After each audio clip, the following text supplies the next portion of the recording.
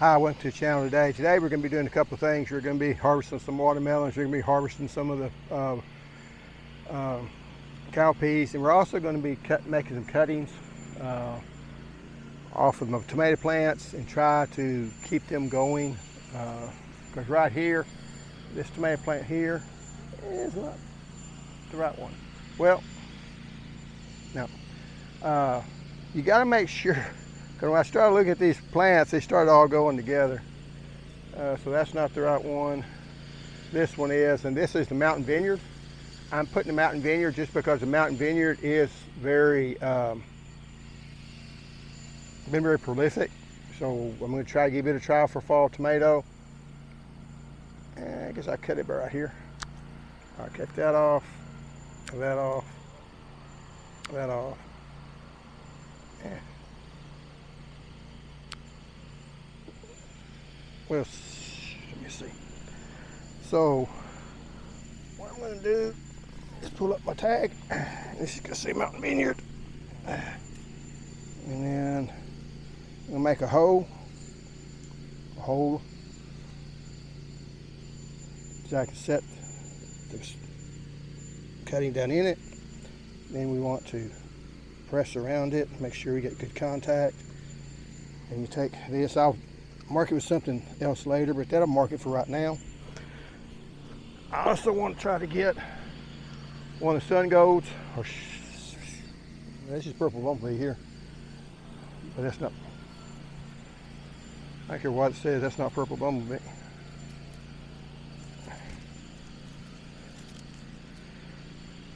Well, that is already dying, so I don't really want to take it. This is a purple, maybe.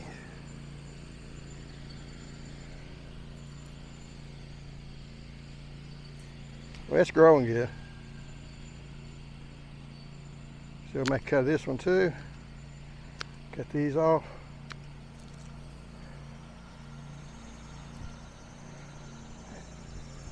Look at this, and there's this line right here. It's going to be purple bumblebee. I'm going to cut that off.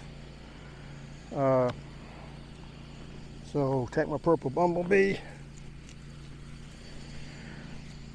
Do it like this also.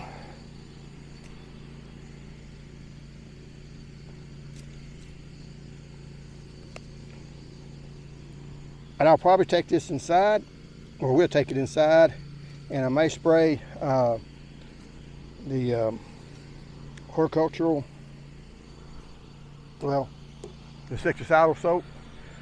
Okay, so we got that one. And I know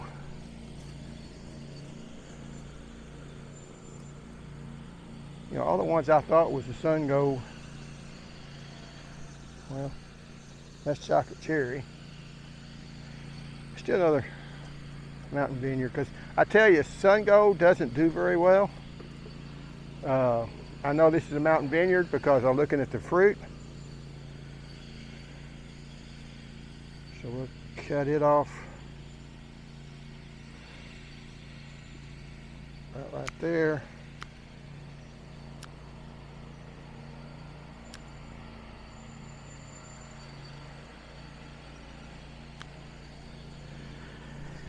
And I'm not worried that much about this part. It does survive.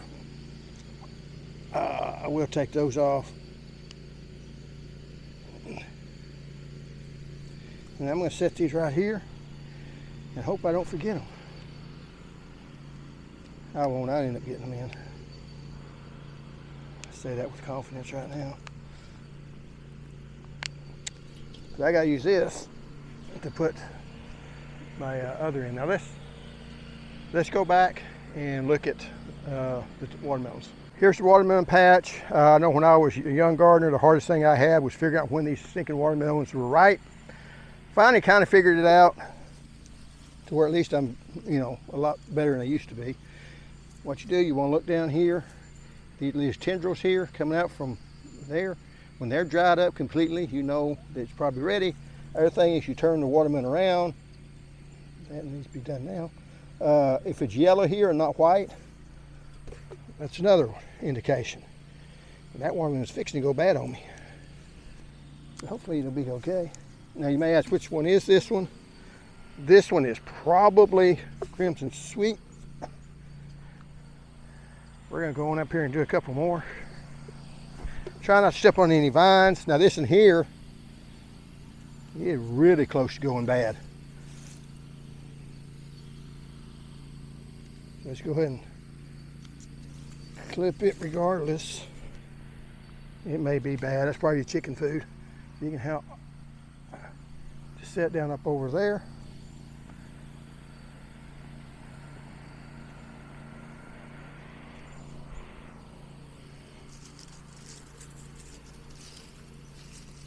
Doing this one the same way, turning it over. Yellow bottom. Now this one here is probably Oranglo. We'll set this out over here. We're going to continue to walk through here and get as many as we can when we walk through like this.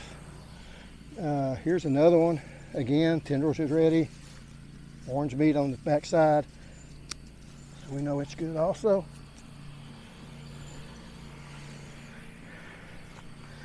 And it looks like they're all ripening at the same time, which is not good. Now I did have a guy at church last night, and I didn't tell anybody I had these ripening. And he stopped by a guy selling watermelons and paid $15 for one. And then testify, because it's a small Pentecostal church, we testify about everything. But thank God that the guy threw in a free one. And I'm going, for $15, I think you would. But then I told him after service, I had one if you wanted one. It wouldn't cost him anything. But this one here, as you can see, has split. We did get a lot of rainfall. And they'll do that. Not much you can do about it. All the bugs and stuff. I'm going to set it right here for right now. And that'll be chicken food. We're going to go on up over here. And another one is split. So I'm going to get the one beside it. And this is the first time I've been out in here. Because I don't want to step on the vines. Because you step on the vine and crush them, then you basically pick the watermelon at that point. And this one here, we haven't had more earwigs this year. That's the biggest one I think I've gotten this year. That's another big one there. And I think this one might be, it's not a good way to get out of here. I'll go this way.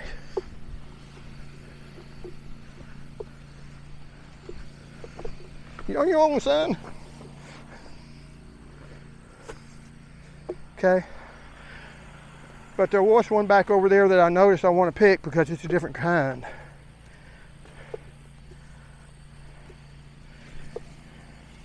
That looks like a nice one there, and that I believe is also a Oranglo. But I want to pick this one. And it's cute. And it's soft too. And it's bad all the way through.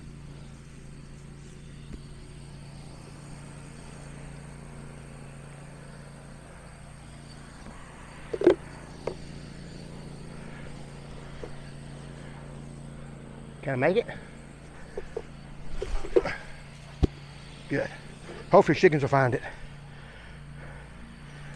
So, another split one there.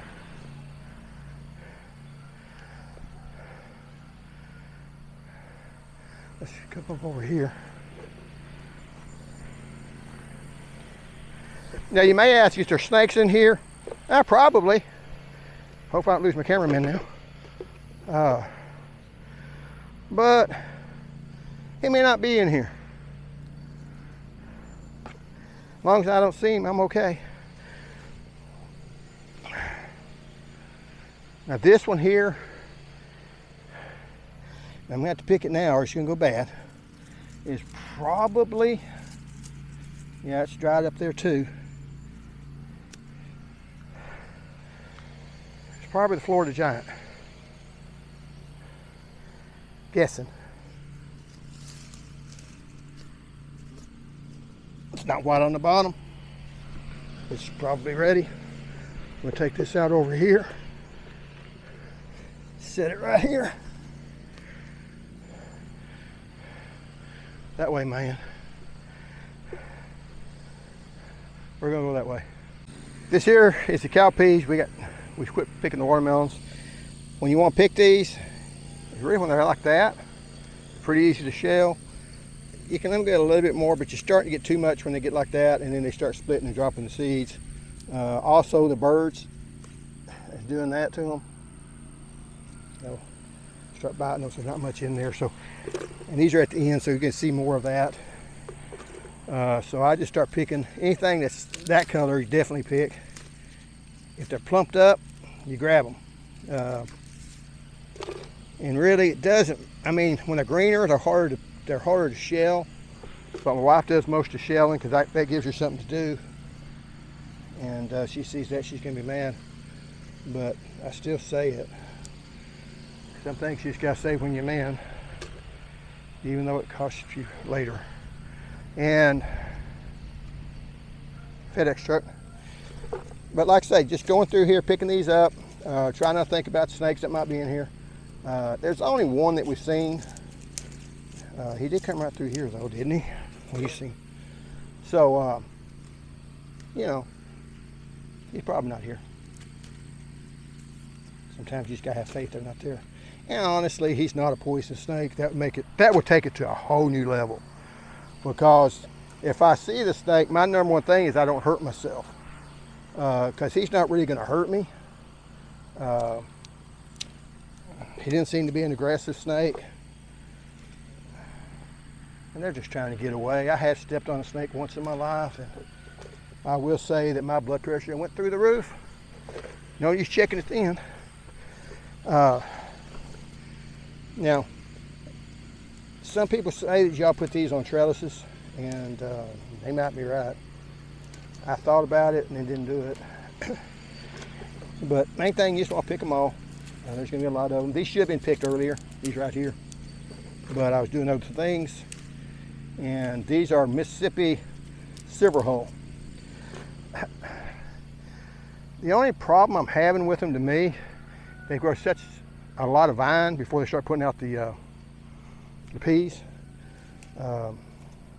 But if you're using it for ground cover, they've chased almost all the weeds out of here, because I did not weed these. So that's the good part about it. They do make a red ripper pea that will actually get 10 to 12 foot long, and it will cover even better if you use them for a cover crop. I like the taste of them better than any of the other ones. These are pretty good. Here's how they should look. You pop them like that, you do that. And see, they're not the brown crowder, but they taste okay. Get in on this one. I do like this here, but that way I can just pick without having, I can pick with both hands. Try to fill that up. I've got more than one of these, but I've noticed in my family, if you have more than one of something, you tend not to be able to find any more than one. Now what you're seeing right there is a pea cucullio stinging the peas. That's not good. I haven't sprayed these with anything. And really, for the pea cucullio, you have to use some of the synthetics to kill them. And that might have been a pea cucullio there. I know what the peach cucullio looks like. I don't really know what the pea cucullio looks like. So anyway, that's got that about filled up, and we got a lot more work to do. So we're gonna say I got that filled up. If I had them on both sides, I could work longer. What I'm gonna do is have my son go pick up the colander. He'll kind of work out there, and I'll work on this side. We'll hopefully get this done. Anyway, thanks for watching. A little bit different video. We're just doing harvesting today, except for the tomatoes, and Neighbor's got to be mowing because, you know, if I make videos, he tends to want to mow. And he was mowing before I started the video, so he likes to mow. See y'all next time. Goodbye.